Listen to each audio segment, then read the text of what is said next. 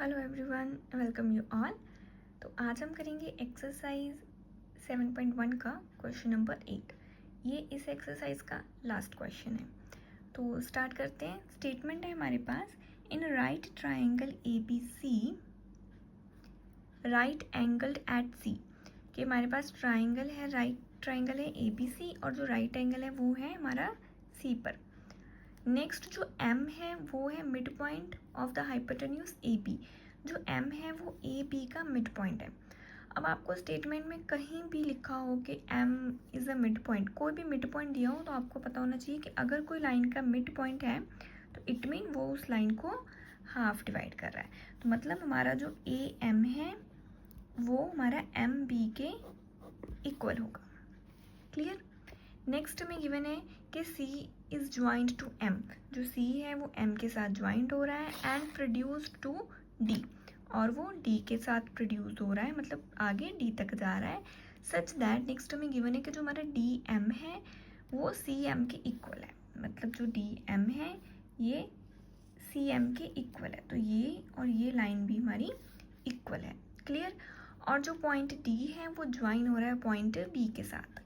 तो बेसिकली इसमें हमारी फिगर कैसे बनी है ट्राइंगल्स की, तो ये हमें एक्सप्लेन किया गया है। तो नेक्स्ट हमें शो करना है इन 4 पार्ट्स को कि ये कॉन्ग्रुएंट है या ट्राइंगल्स, कोई राइट एंगल है, तो ये हमें शो करना है। तो हम पार्ट 1 से इस क्वेश्चन को स्टार्ट करेंगे। तो हम लिखेंगे कि in triangle A M C and triangle B M D.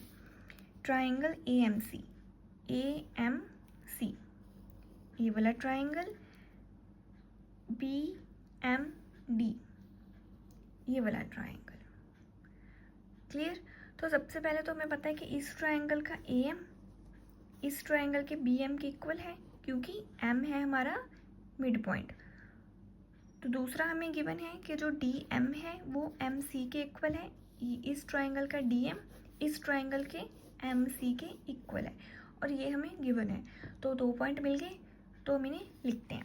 First हम लिखेंगे कि इस ट्राइंगल का MC इस ट्राइंगल के MD के साथ है इक्वल, और ये पार्ट है हमें गिवन।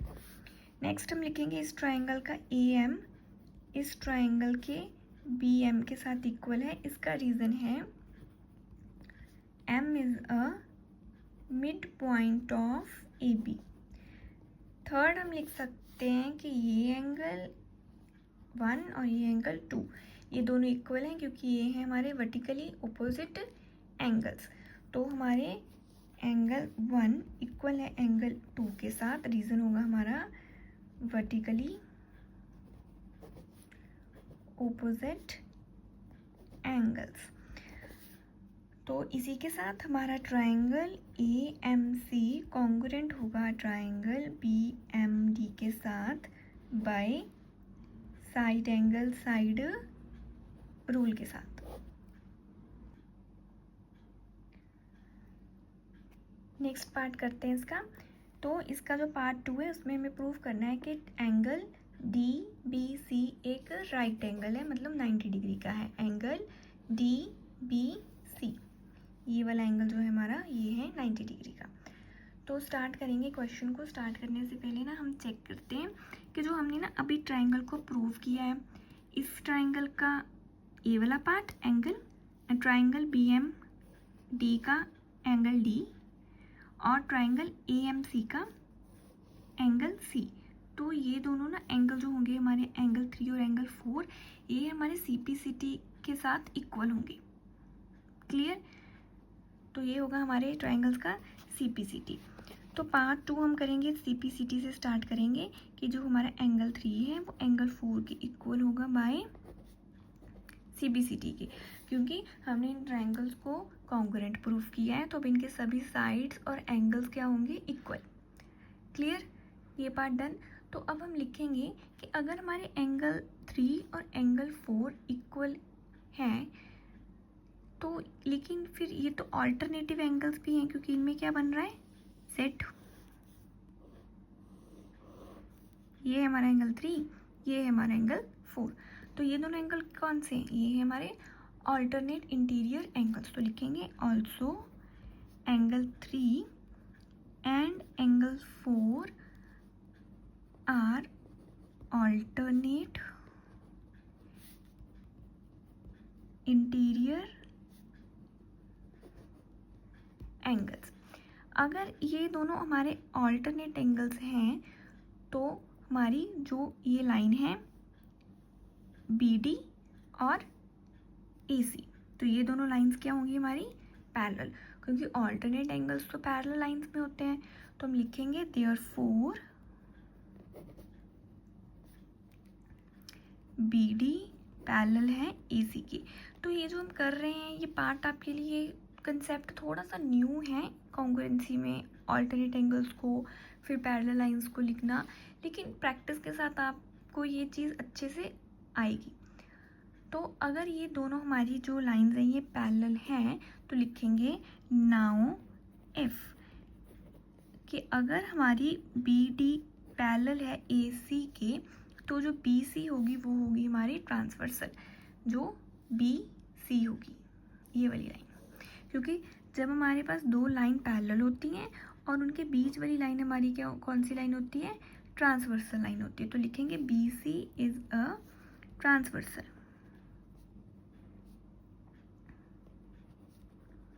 क्लियर? अगर BC हमारी ट्रांसवर्सल है तो ट्रांसवर्सल एंगल्स की जो ट्रांसवर्सल लाइन की जो सेम साइड के एंगल्स होते हैं ना उनका सम होता है 180। Clear?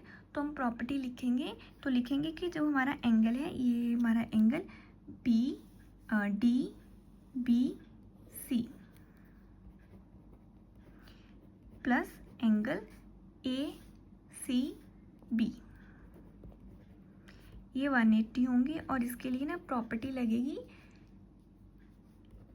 Angles on the same side of transversal. Clear? तो एंगल ACB ये 90 डिग्री का एंगल है और ये हमें स्टेटमेंट में गिवन है। ठीक है, स्टेटमेंट में गिवन है ना राइट एंगल एट C के C हमारा 90 डिग्री का है, तो हम लिख सकते हैं कि angle DBC plus 90 degree is equal to 180। Solve करेंगे तो हमारा DBC जो है वो होगा हमारा 90 डिग्री का, और यही हमने प्रूव करना था कि angle DBC is a right angle. तो हम लिखेंगे therefore angle DBC is a right angle. Clear? तो ये सेकंड पार्ट आपके लिए थोड़ा न्यू था, कंसेप्ट आपके लिए थोड़ा न्यू था, लेकिन प्रैक्टिस के साथ जो क्वेश्चन है वो इजीली आपको आ जाएगा, और एग्ज़ाम में क्वेश्चन देख के आपको पता लगेगा कि इसे किस ट्रिक के साथ सॉल्व करना है। प्रैक्टिस के साथ आपको बहुत इजी लगेगा क्वेश्चन। अब हम नेक्स्ट इसका थर्ड पार्ट करते हैं। तो थर्ड पार्ट में ना हमने प्रूव करना है कि हमारा जो ट्रायंगल है DBC, ट्रायंगल DBC ये बड़े वाला ट्रायंगल ये कॉन्ग्रुएंट है हमारे ट्रायंगल ACB के, ये बड़े वाले ट्रायंगल के साथ कॉन्ग्रुएंट है। तो पार्ट 3 को करते हैं स्टार्ट। लिखेंगे in triangle DBC and triangle ACB, triangle DBC बड़े वाला ट्रायंगल ACB। तो स्टार्ट करने से पहले अब हमें पता है कि जो हमारी BC है ये कॉमन है, क्योंकि ये इस ट्रायंगल में भी आया है और ये इस ट्रायंगल में भी है। तो फर्स्ट पार्ट हो जाएगा हमारा BC, ये है हमारा कॉमन पॉइंट।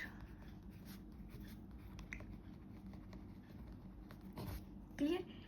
नेक्स्ट हम लिख सकते हैं कि एंगल B, जो हमारा ये बड़े वाला ट्रायंगल है, इस ट्रायंगल का एंगल B और इस ट्रायंगल का एंगल C ये होंगे 90 डिग्री के। Angle B is equal to angle C each 90, और इसे हमने अभी प्रूव किया है, प्रूव्ड अबव। क्लियर? क्योंकि एंगल सी हमें गिवन था क्वेश्चन में और एंगल बी को हमने पार्ट 2 में राइट एंगल प्रूव किया।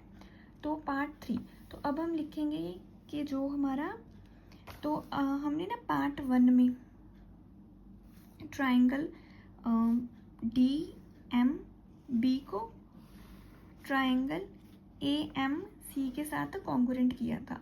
तो अगर हमारे ये दोनों ट्राइंगल कॉन्ग्रुएंट थे तो ये और ये लाइन भी हमारी क्या होगी, सी पी सी टी के साथ इक्वल।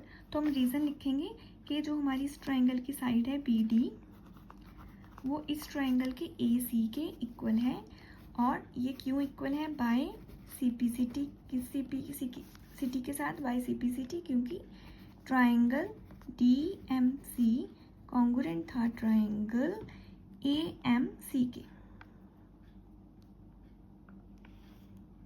नहीं, triangle D M B congruent था ट्राइंगल ए एम सी के। क्लियर। तो इसी के साथ हम लिख सकते हैं कि triangle D B C congruent है ट्राइंगल ए सी बी के by side angle side rule के साथ।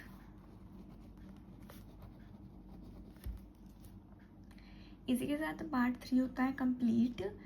नेक्स्ट करते हैं पार्ट 4, जिसमें हमने प्रूव करना है कि सी एम जो है वो हाफ ऑफ ए बी है। तो जो हमारी सी एम है, तो सबसे पहले हम स्टार्ट करेंगे एम से, लिखेंगे कि एम इज अ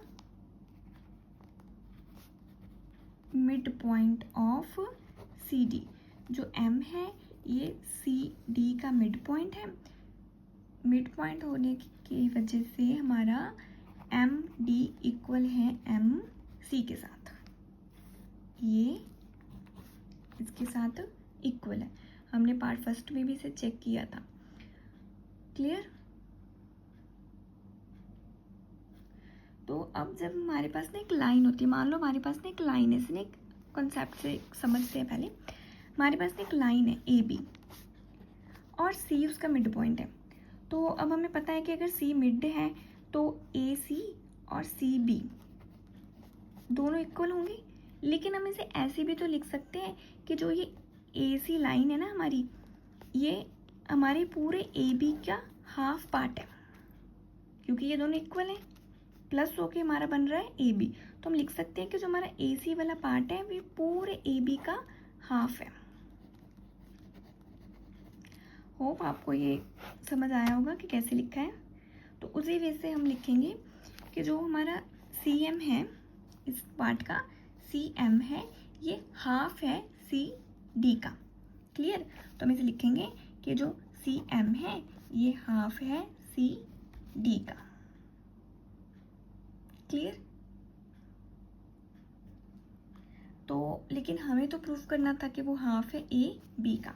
तो इसके लिए हम थर्ड पार्ट पर जाएंगे दोबारा, और थर्ड पार्ट में से हम चेक करके लिखेंगे कि इस ट्रायंगल का सी डी, इस ट्रायंगल का ए बी हमारे पास होगा इक्वल, डी सी होगा हमारे पास ए बी के equal by C P C T, क्योंकि ट्रायंगल कॉन्ग्रुएंट है तो उसके सारे पार्ट्स भी क्या होंगे, इक्वल। तो सेम यहाँ पे हम सी डी की जगह लिख सकते हैं ए बी।